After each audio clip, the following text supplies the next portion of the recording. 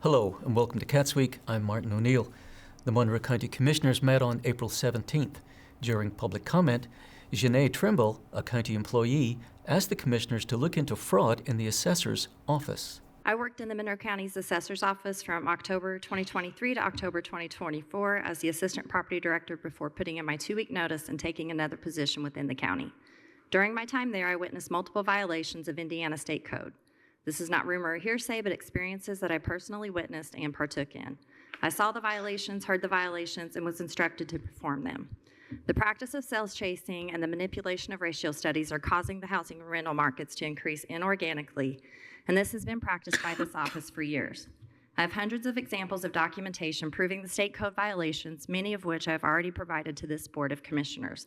50 IAC 27-4-5, 50 IAC 27-11-2, 50 IAC 3.3-2-2, 50 IAC 15-1-3.5, just to list a few, and there are many more. I first blew the whistle and followed the suggested guidelines found on Indiana Gov for reporting illegal and unethical practices from elected officials in the proper chain of command. On 3/3/2025, per these guidelines, I reported this activity to my supervisors, the Department of Local Government Finance, and then I reported it to you, the Monroe County Board of Commissioners, and the Monroe County Legal Department. And you have yet to hold a conversation with me concerning this matter. Instead, I experienced retaliation, bullying, and harassment from the assessor, HR, and from the county attorneys, from whom I filed a claim against. False accusations coming from social media that were in fact rumor with no supported documentation were made against me and my employment threatened. Instead of the county investigating or even inquiring about the fraud I was reporting, the county opened an investigation against me to try to terminate my employment once again. I've been bullied and harassed by the assessor dating back to October 2024. I choose to publicly stand up for myself, my family, my friends, my neighbors, and for all the residents of my county, and ask that you do the same and open an investigation into the reported illegal activity of the assessor's office. In closing, I'd like to quote part of your opening statement, and I'm putting a demand on that statement, and I'm asking that you fulfill the oath. We, the Monroe County Board of Commissioners, renew our commitment to protect the rights of all people, and we affirm the right of every person to live peaceably, without fear, and we will fight at every step discrimination and harmful policies, whatever their source. We believe in diversity, equity, inclusion, and belonging. Repeating and stressing harmful policies, whatever their source. I'm pleading the Indiana whistleblower laws in my defense, and I ask that I do not receive more retaliation for exercising my local, state, and federally protected right as a resident in Monroe County to speak at this public meeting. Thank you for your time. Next, the commissioners ratified an emergency declaration issued by Commissioner Julie Thomas following recent intense storms. Commissioner's Administrator, Angela Purdy, explained that the emergency declaration serves to assist residents in the wake of these severe weather events. Due to the weather issues that we've recently experienced, the commissioners had to enact an emergency declaration at that point in time. This will help potentially some of our residents as they move forward trying to mitigate the expenses incurred as a result of the damages from the storms. Commissioner Thomas said that the declaration would allow residents to receive federal or state assistance. However, it is unknown at this time what that assistance would look like. I signed the first one for April 5th, and the second one was signed on April 12th. They both appear in the packet. So we don't know if there will be federal assistance or state assistance available. However, without the emergency declaration, we know it would not be available. Mm-hmm. So we have no idea what's going to happen at the federal level or the state level either. So all kinds of things can happen in that context. Commissioner Jody Madeira said that some residents need aid to fix damages quickly before more storms occur. Thomas added that the flooding is expected again as early as this weekend. We really critically need to get funds to people whose property, whose lives are being disrupted by these storms, even before we get more weather this summer and spring. This weekend. Yeah, because there's a chance of flooding this weekend. Later in the meeting, County Planner Drew Myers presented the Sunset Hill rezone request to the commissioners. The request was recommended to the commissioners by the Monroe County Plan Commission by a vote of 6-2 with one condition of approval. The rezone would change the area around Anna Lee Lane from high development residential to residential 1. The commissioners themselves are the petitioners on the request. Myers explained that the intention behind the rezone is to preserve the overall character of the area and noted many unique features of the neighborhood. This is 100 parcels on approximately 64.44 acres in Perry Township, Section 6, and it is currently zoned HD. All right, so the request, as I stated, is to rezone from high development residential, or HD, to residential 1, or RES. And the purpose of this rezone request from the commissioners is to preserve the overall character of the area, which contains older established neighborhoods, the presence of sinkholes and other karst features in the area. It also incorporates the recent approval of the historic preservation overlay on 25 parcels in this neighborhood, as well as most existing homes stating that they don't have access to sewer and that most of them operate on a septic system. The Plan Commission's vote of approval had one condition, that one parcel not be included in the rezone since it already is multi-family housing and would not fit into the new residential 1 zone. County Attorney Molly Turner-King shared that since the commissioners themselves are the petitioners, they can make the amendment to the rezone request. Commissioner Lee Jones said that she is in support of the rezone due to the fact that the neighborhood is a pocket of zoning where the town around it has developed significantly. I'm very much in favor of this. It's one of these situations where the city has just kind of grown around an area that's really in nature somewhat more rural. And I think it's important that people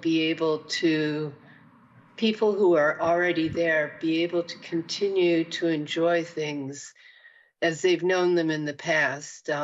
To suddenly be enveloped by the city would be pretty unpleasant for a lot of people. Commissioner Madeira said that she appreciated the thorough work from the commissioners' residents and staff, but she does have a concern about the process of the rezone. I very much respect my colleagues' and opinions, and I very much respect the residents' opinions as well. And I just have one concern, and that's the process by which this happened. And so this was left out of the CDO. And I think if it had been discussed in the CDO, it would have been handled a different way. Since it's been handled outside the CDO process, it's my interpretation that it's actually under a sort of different code provision, which is Indiana Code 3674603. And I was grappling with all of this complex information. And Section 603, I think, was kind of instructive and spoke to me in a different way. And it said, in preparing and considering proposals under the 600 series, the Plan Commission and the legislative body shall pay reasonable regard to, 1, the comprehensive plan, 2, current conditions and the character of current structures and uses in each district, 3, the most desirable use for which the land in each district is adapted, 4, the conservation of property values throughout the jurisdiction, and 5, responsible development and growth. And several of those classifications are just subjective. It is subjective what is considered responsible development and growth, and that often evolves as certain areas evolve. But I think when I looked at the case law, that I saw most cases involved the designation of the comprehensive plan. And the comprehensive plan has not been updated actually since 2012. And so I think we have some parcels here that it's not so much for this parcel as it is for the following one, Maple Grove Baby Farms. But I would give due consideration to Section 603, and that's sort of where my thoughts have been going in this matter. Commissioner Thomas responded and explained the history behind the rezone of this neighborhood. And I appreciate that, and that's part of what's driven some of this as well, is that specific code. So I'm going to talk about both of these areas, and when folks come up to comment, they may, comment ahead, or they may speak twice if they wish, just to let you all know that. But these two areas were formerly part of the areas intended for annexation between the city and a county, and this agreement lapsed more than a decade ago in 2011. And during that time, we had to use city zoning. the city set the zone and we had to live with it and work with it. So we had to learn county zone. When you got on the plan commission, you had to learn county zone and city zoning. And now this is something the city doesn't even use anymore, and it was still on our books. So it was a little crazy. But the city did not do anything, did not annex, did not extend sewer, and there's one of the things that happened in the process of the CDO is as we had our work sessions, we addressed other areas like this elsewhere in the county that were still under city zoning jurisdiction. And because of that, they were just dropped into the same thing because that's how it got moved to our new zone based on what it was under the city. We're not the city. That's not us. That's not who we are. And if you spend any time in these areas, you'll know, for folks who haven't, that these are not city-looking lots. These are definitely not that. So what was occurring at the city zone was automatically transferred to a county zone. And again, we addressed most of this during our work sessions and through the CDO process. However, inadvertently missed these. And so this is a very unusual thing to have the commissioners at this juncture asking for a planning petition because we don't typically do that. But postcards had already been sent out and the new map had already been passed. And so in order to provide people with the opportunity to offer commentary, this is the process that was deemed to be the most transparent. Thomas added that the residents themselves are the ones who they want to prioritize making the decisions on their zoning. That's what folks who live there have. They can, as folks who live there, decide they're fine with the change. And that's how change happens. But it doesn't happen by somebody sitting somewhere else who doesn't live there, making a decision for them. That higher density will benefit them somehow. And then they wake up one morning and find another student apartment towering over their house. The rezone request was approved by a vote of 2-1, with Thomas and Jones voting yes and Madeira voting no. At their April 16th meeting, the Bloomington City Council heard Resolution 2025-08, which provided recommendations for the distribution of community development block grant funds from the U.S. Department of Housing and Urban Development. Program Manager at the Housing and Neighborhood Development Department, Matt Sweeney, presented the resolution, saying that CDBG funding is allocated based on the urgency of community need and the benefit to low-income people. He stressed the importance of this fund in creating opportunities for low-income members of the community. In Indiana, from 2005 to 2023, 31,000 jobs were created or retained, 25,000 low to moderate income households were assisted, 853,000 people benefited from public improvements, and 2.7 million people benefited by public services. Following questions from Councilmember Isak Asari and Andy Ruff, Sweeney clarified that statutory requirements limit the allocation of the funds to social services to only 15% and physical improvements to a minimum of 65% of the fund. You actually can do more for physical improvements. 15% is the maximum that you can do for social services. We always do the maximum because we feel like it's such a smaller amount and there's always such a big ask that we need to maximize those dollars for the organizations. And there's always an opportunity if we should end up with previous year funding due to something coming in under budget or being canceled, those funds can always go to supplement more physical improvement projects. In light of recent federal austerity measures, Sweeney expressed uncertainty for future annual CDBG funds. We don't have an answer. We have been given literally zero direction from our HUD field office rep, who we meet with very regularly. We have a very good rapport with her, and she has not given us anything that is direct knowledge from HUD on what they project to happen. We have received a continuing resolution for the next round, so supposedly everything's supposed to be fine moving forward, at least for another year.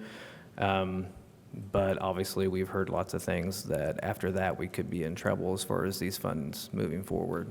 Councilmember Rallo took a broader view of the funding, emphasizing the importance of matching parity given the country's economic concerns. I would expect that we'll be suffering cuts from HUD in the coming years, and that just brings me back to something I focused on last year, which is that actually, regardless of administration, we've either been flat or declining per year in terms of allocation. And so, for instance, in 2021, we received about $1 million. In 2024, we received $856,000, and this year it's $796,000. All the while, in the last 5 years, we've had a 20% reduction in the value of dollars because of inflation. So I think in order to keep parity, we need to step up with social service funding, and I appreciate the administration's increase from $350,000 to $500,000 for Jack Hopkins Fund, but I think that we need to be thinking of doubling that if we're going to just simply get back to parity of, say, 15 years ago. And certainly the argument could be made that we're entering a recession, we may be already in a recession, we have distressed populations in the community, and we ought to be proactive about making this a priority in the near future. The Bloomington City Council will meet again on April 23rd. On April 16th, at the Monroe County Public Library Board of Trustees meeting, Library Director Greer Carson discussed how the passage of State Bill 1 will impact the library's budget. As expected, Senate Bill 1 did pass the Indiana State Senate and was signed by Governor Braun yesterday. The impact of the property tax relief bill on MCPL's operating budget is less severe than what was originally proposed and what we subsequently have been working on in planning for our 2026 and 2027 budgets.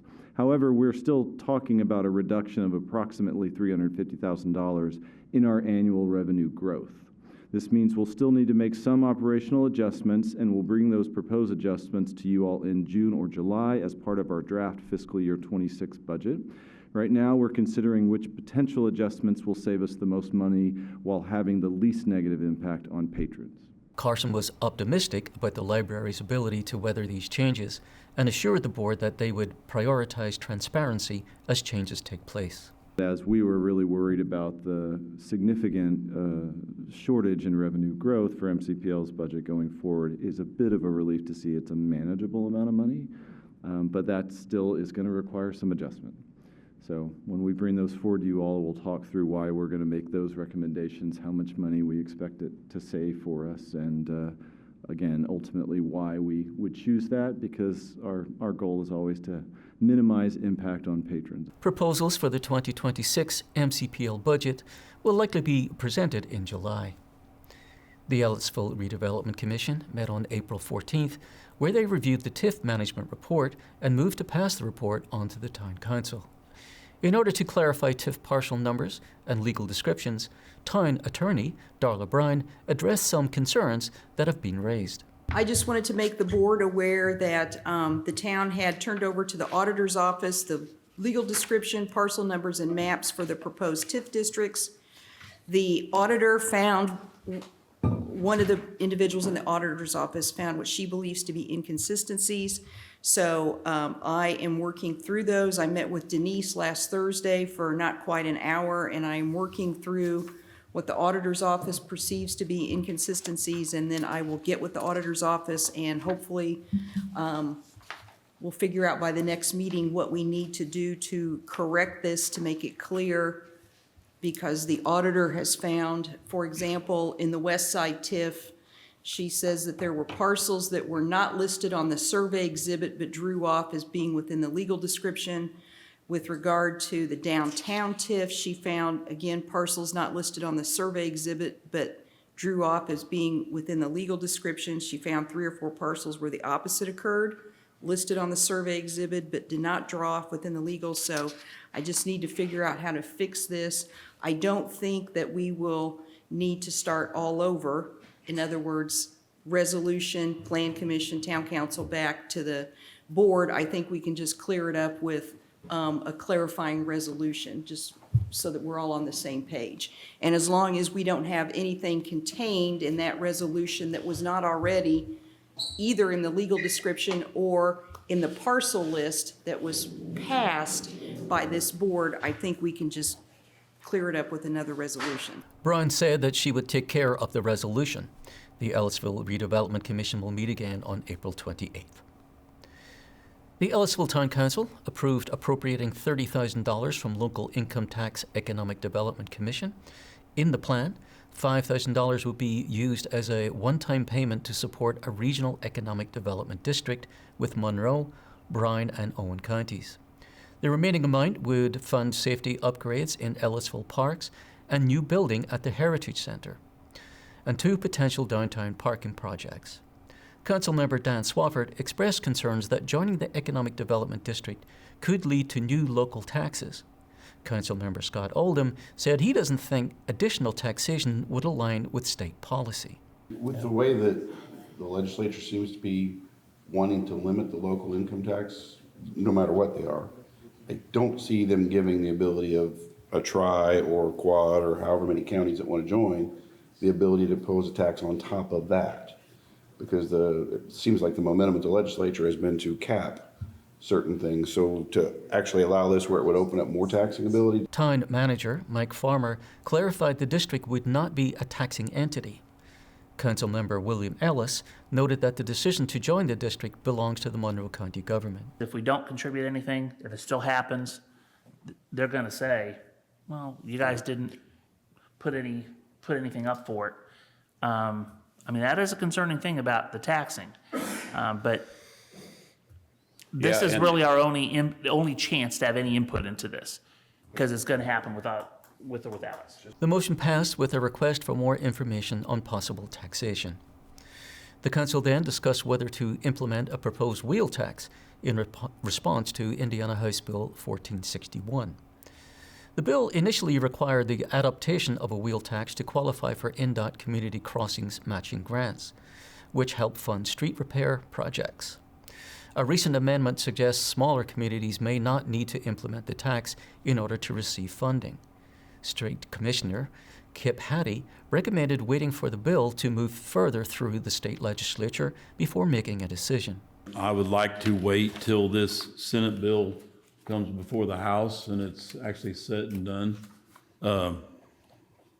There's just been a lot of changes in it, and I really don't want to discuss much of it until we get what we've got with them first. Hattie noted that the town receives significant funding from the Community Crossings matching grant. He said the wheel tax would not impose an extra burden on the taxpayers.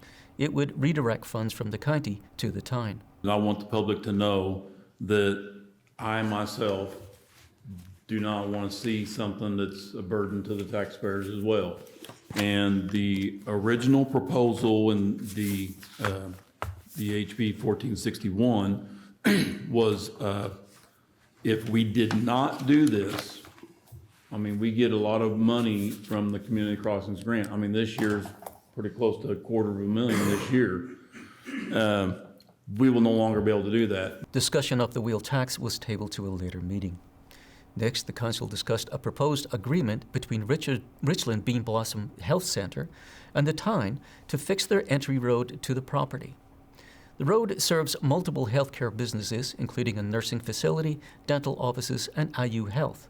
However, ownership is unclear, and the road requires repair due to safety concerns for emergency services. The proposed plan is for Richland Bean Blossom Health Centre to pay $8,700 for materials, while with the town providing labor and equipment to resurface the road before taking it into the town's inventory. Swafford raised concerns about the setting of precedent for the town paving private business roads, saying the town is a municipality, not a contractor. We can't send our government workers up there to pave a private business.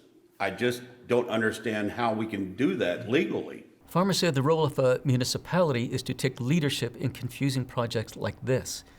Given the emergency services use the road often, repairing the road is in the best interest of all parties involved. For all the ambulances and the fire trucks and the police cars that I go get down all through that.